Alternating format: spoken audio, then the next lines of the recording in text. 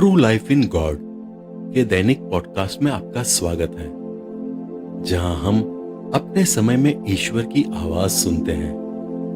हम उन्हें सचमुच जान पाते हैं और उनके साथ एक और भी निजी रिश्ता बना पाते हैं। एपिसोड 143। 12 मार्च 1991 डबलिन के ब्लैक रॉक कॉलेज के पुरोहितों और साध्वियों के लिए। मेरे प्रभु, मेरे आनंद, मेरे सर्वस्व, मैं तुझसे अपनी अंतिम सांस तक प्रेम करती हूँ। प्रभु, मैं उपस्थित हूँ, मुझ पर निर्भर रहो मेरी बच्ची। मैं ही हूँ जो तुमसे सबसे अधिक प्रेम करता है।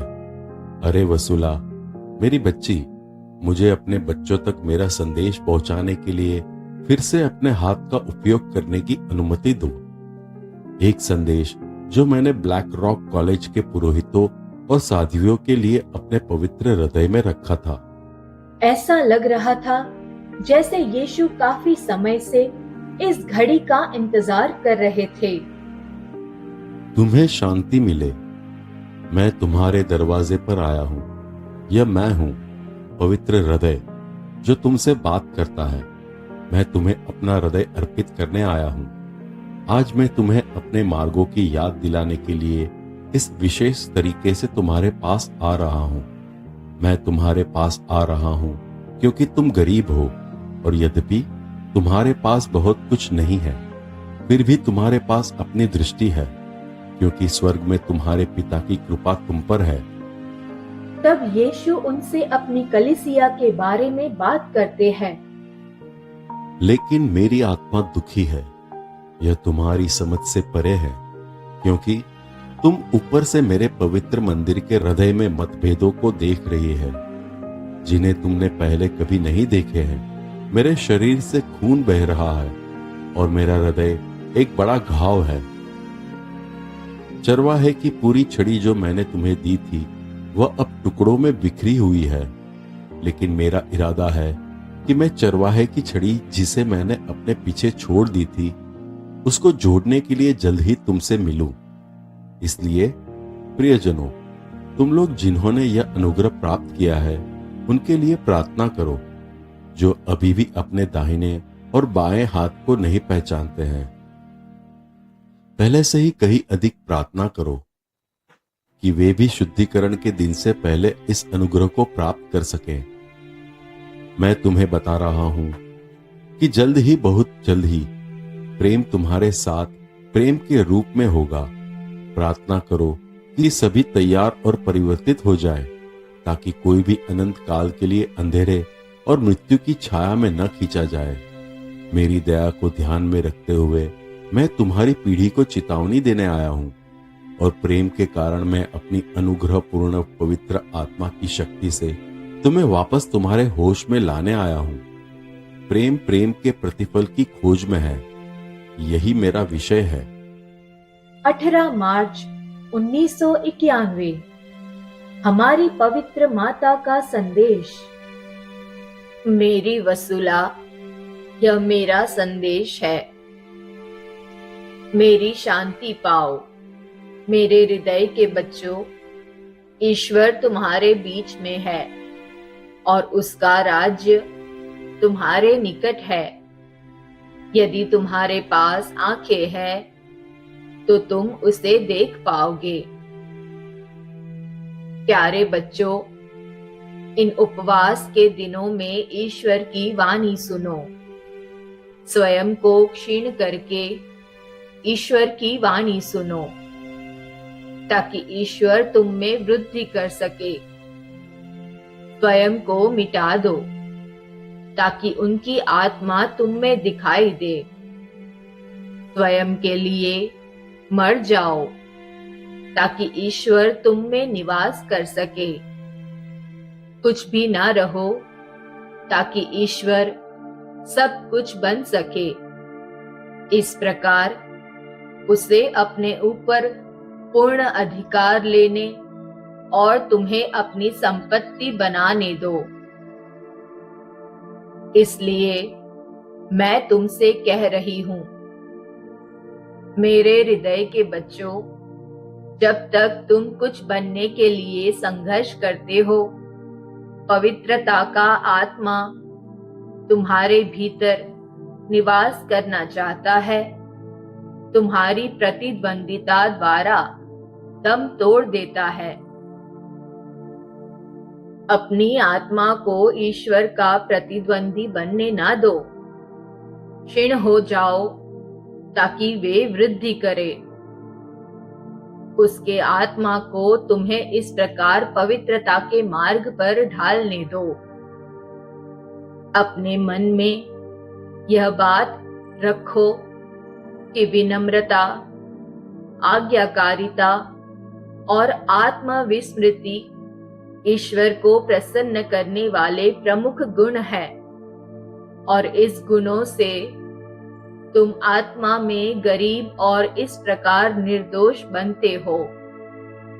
प्यारे बच्चों, यीशु मृत्यु को स्वीकार करने के लिए अपने को दीनहीन बना लिया, जो कहता है कि मेरे पास सब कुछ है और मैं सब कुछ जानता हूं और मुझे किसी की सलाह की आवश्यकता नहीं है। ऐसा कभी मत बनो। गरीब रहो, गरीब बनो, ताकि तुम्हारी गरीबी में ईश्वर तुम पर शासन कर सके और राजा बने। किसी भी अहंकार को अपने ऊपर हावी ना होने दो। मेरी प्रार्थना है कि तुम्हारी पवित्रता उसमें बढ़े जिसने तुम्हें बनाया है, और एक दूसरे के लिए और इस दुनिया को इसकी दुष्टता और धर्म त्याग से शुद्ध करने के लिए तुम्हारा प्रेम उमड़े। अपनी रोजरी माला की प्रार्थना कभी बंद ना करो। रोजरी माला की प्रार्थना करने के लिए खुशी के साथ आए। अमीर आदमी जवाब नहीं देगा, लेकिन गरीब आदमी अपनी रोजरी के साथ मेरे पास आएगा, और उसकी गरीबी में जब वह यह सरल प्रार्थना करेगा, तब मैं उसकी बात सुनूंगी।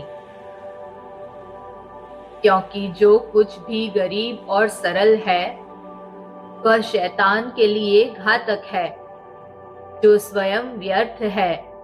यह मुख्य कारणों में से एक है कि शैतान रोजरी से नफरत करता है।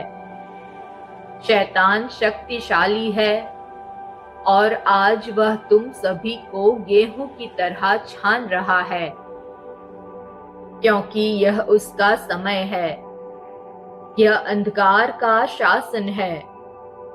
ईश्वर के घर के प्रति वफादार रहो और उन परंपराओं को रखो जो तुम्हें सिखाई गई है।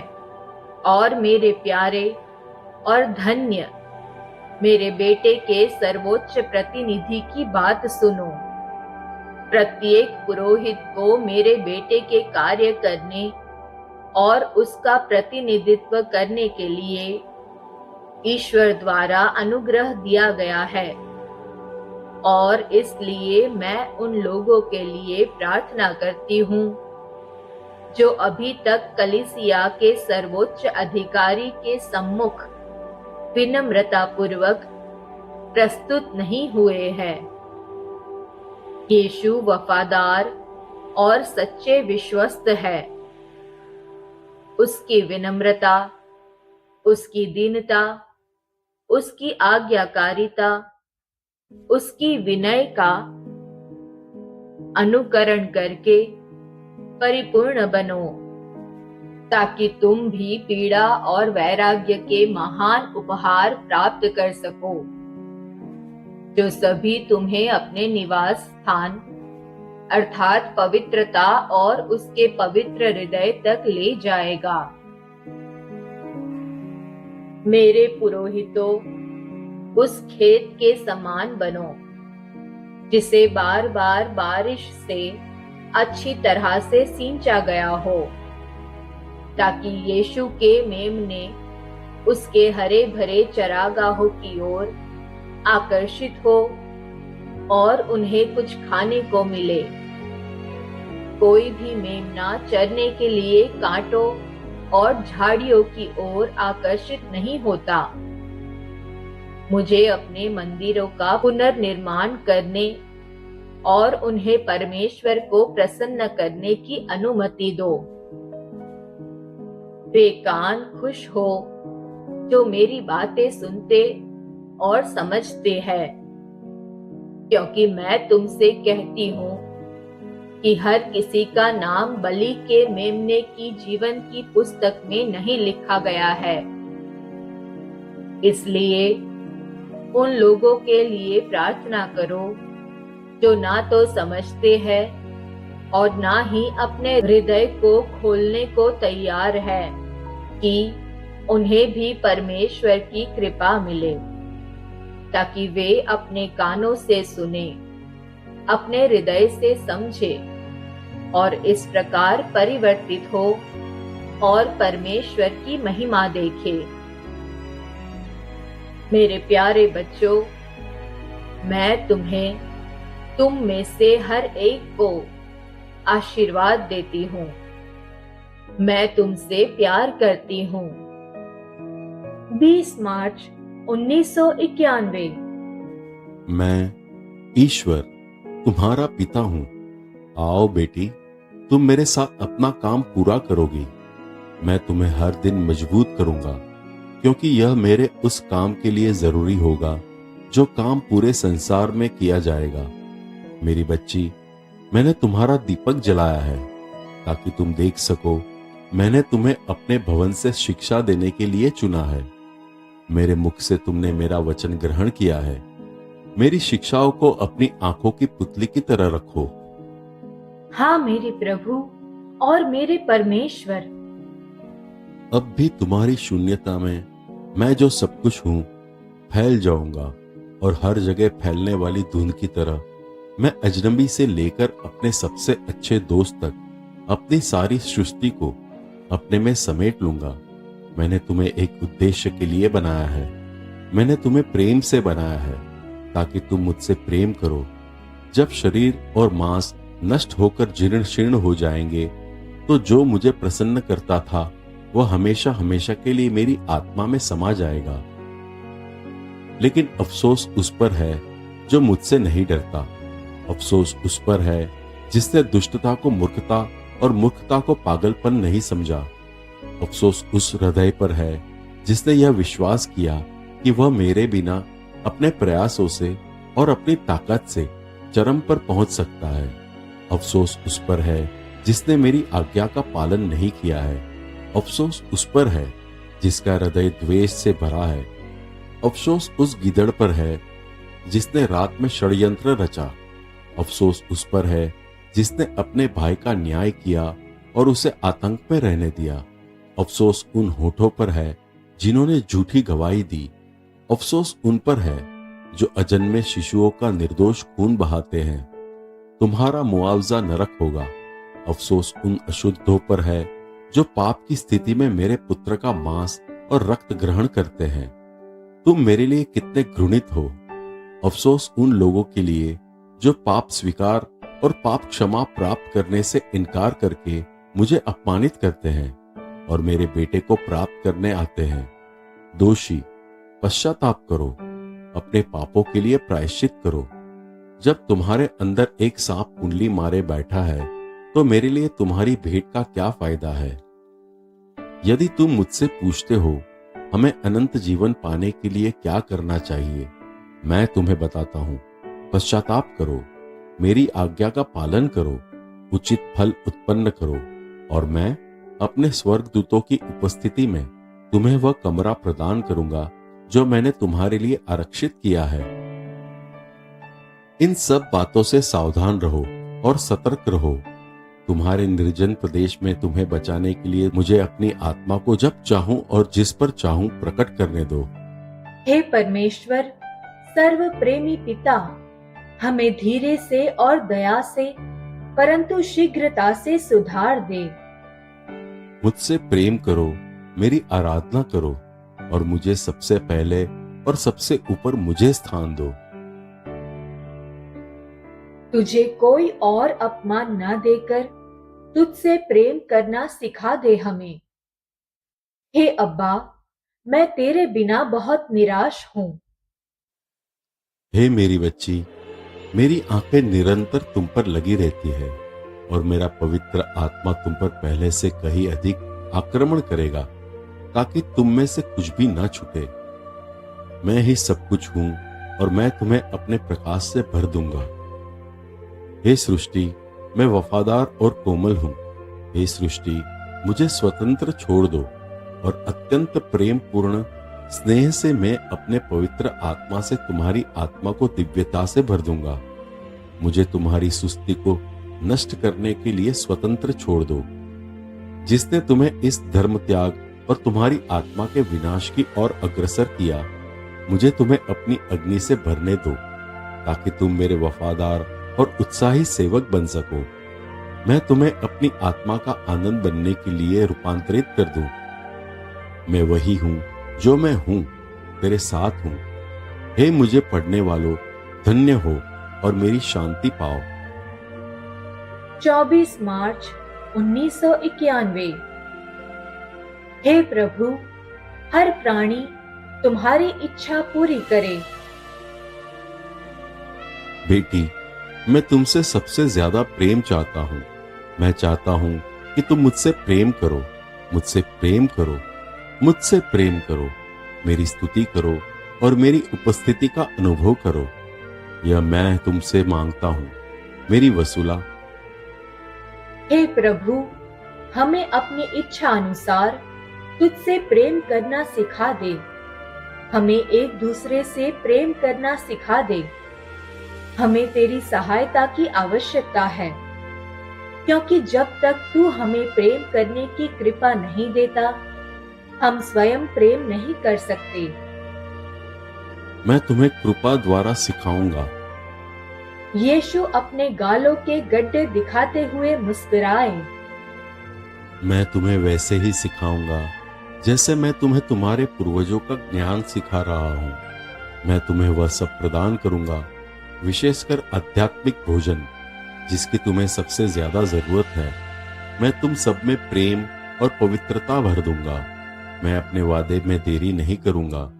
जल्द ही वह सब होने वाला है जो मैं तुमसे कहता रहा हूं, और शैतान, जिसने तुम्हें इतने सालों से कुचला है, अपनी पकड़ खो देगा।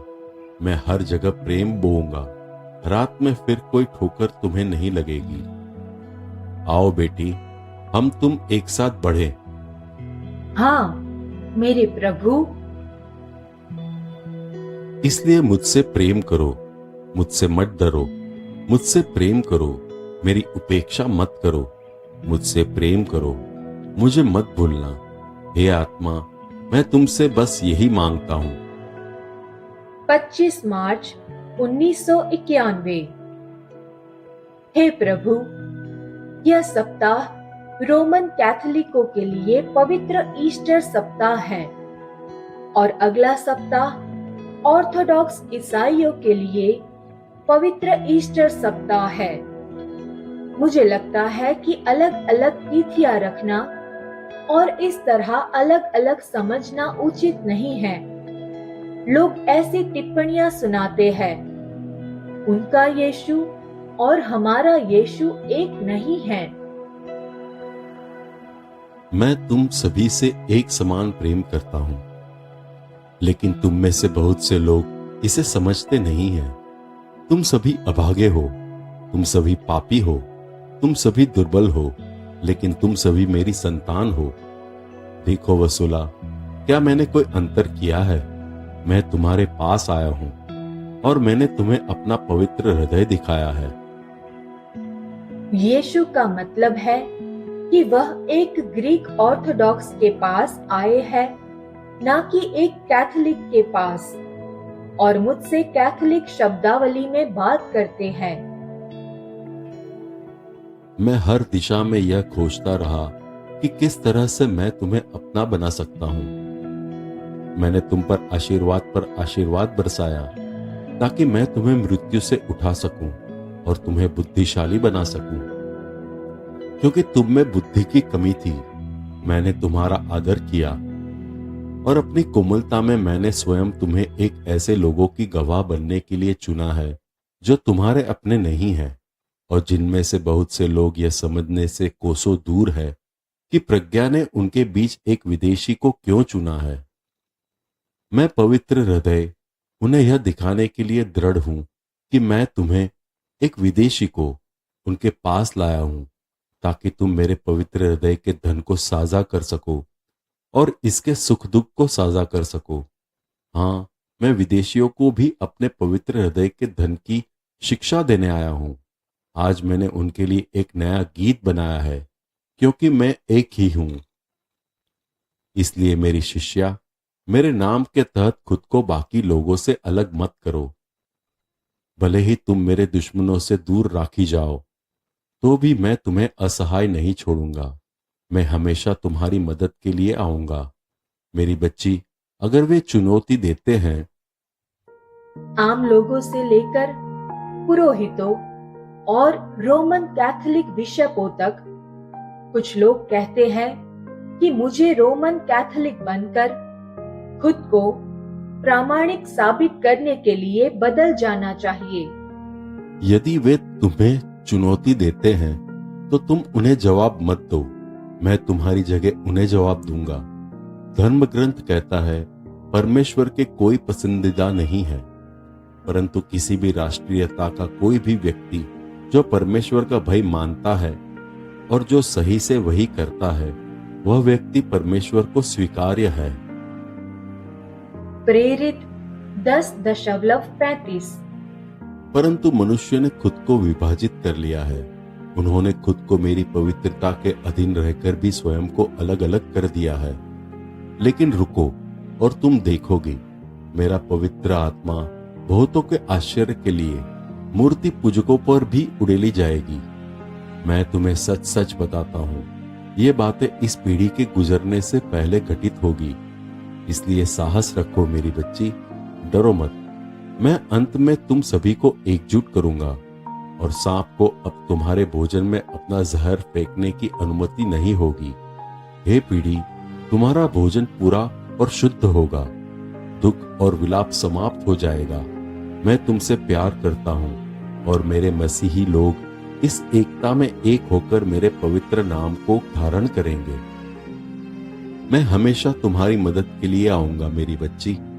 अगर वे चुनौती देते हैं, आम लोगों से लेकर पुजारियों और रोमन कैथोलिक बिशपों तक, कुछ लोग कहते हैं कि मुझे रोमन कैथोलिक बनकर खुद को प्रामाणिक साबित करने के लिए बदल जाना चाहिए। तुम जवाब नहीं देती हो, मैं तुम्हारी जगह जवाब दूंगा। काश तू आकाश को चीर कर नीचे उतर आता। तेरी उपस्थिति में न केवल पहाड़ पिघल जाते, जैसा कि भविष्यवक्ता ईसायाह ने कहा था। यशायाह 63.19। बल्कि वे 3 लोहे की सलाखें भी पिघल जाती जिन्हें तूने मुझसे बनवाया था, जो रोमन कैथोलिक, ऑर्थोडॉक्स और प्रोटेस्टेंट का प्रतिनिधित्व करती है। मैं तुमसे वादा करता हूं, मैं अपनी कलीसिया का ज्यादा देर तक विभाजित नहीं रहने दूंगा। मैं स्वयं पूरी शक्ति से उस पर कब्जा करूंगा और उसका पुनर्निर्माण करूंगा। हे मेरे प्रिय, मुझ पर भरोसा रखो। मैं इस अविश्वासी पीढ़ी को अब और बर्दाश्त नहीं करूंगा। आखिरकार पिता का क्रोध अब और नहीं रोका जा सकता, इसलिए तुम पर मेरी कृपा बढ़ती जाएगी। तुम्हें बचाने के लिए वसुला पृथ्वी ने अभी तक मेरी शांति का पूरा आनंद नहीं लिया है। एक सूखी मिट्टी की तरह यह उस शांति की प्यासी है जिसे मैंने तुम सभी को दी है, और मैं एक बगीचे में बहने वाले झरने की तरह तुम्हें सींचने के लिए नीचे आऊंगा। और तुम मेरी बच्ची आनंदित हो, क्योंकि मैंने तुम में जड़ें जमा ली है और तुम में अपना घर बना लिया है। और यदि तुम मुझे अनुमति दोगी तो मैं तुम में विकसित होऊंगा। अब मेरे साथ मेरी बच्ची पिता से प्रार्थना करो। मेरे बाद यह प्रार्थना दोहराओ। पिता, तेरा नाम धन्य हो, चूंकि तेरे प्रिय पुत्र यीशु मसीह संसार में आए, संसार को दंड देने नहीं बल्कि संसार को बचाने के लिए। हम पर दया कर अपने पुत्र के पवित्र घावों को देख, जो अब पूरी तरह से खुले हैं, और उस कीमत को याद कर जो उन्होंने हमारे लिए चुकाई है, हम सभी को छुड़ाने के लिए। उनके पवित्र घावों को याद कर और निष्कलंक माता मरियम और तेरे प्रिय पुत्र के उन दो हृदयों को जो तू स्वयं प्रेम में एक है और जिन्होंने एक साथ कष्ट सहे। हे पिता, अब उनके वादे को याद कर और हमें अपने अधिवक्ता सत्य के पवित्र आत्मा को पूरी शक्ति से भेजो, ताकि संसार को सत्य की याद दिला सके और तेरे पुत्र की विनम्रता, दीनता, आज्ञाकारिता और महान प्रेम की याद दिला सके।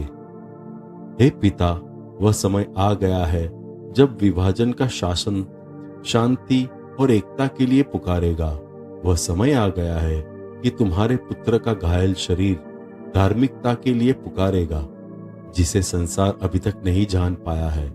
लेकिन मरियम के निष्कलंक हृदय और यीशु के पवित्र हृदय के माध्यम से हमें, हे अनमोल पिता, यह शांति हमारे हृदयों में प्रदान कर और तेरे प्रिय पुत्र की प्रार्थना को पूरा करके पवित्र ग्रंथ को पूरा कर कि हम सब एक हो, दिव्य पवित्र त्रित्व में एक हो, ताकि हम सब मिलकर सभी एक ही तंबू के चारों ओर तेरी आराधना और स्तुति करें। आमीन। मेरी बेटी, मुझे वैसे ही प्यार करो जैसे मैं तुमसे करता हूं। एक दूसरे से वैसे ही प्यार करो जैसे मैं तुमसे करता हूं। धन्य हो। आओ। आपने अभी अभी true life in God podcast सुना है। कल हम फिर एक नए एपिसोड के साथ आपसे मिलने के लिए उत्सुक है।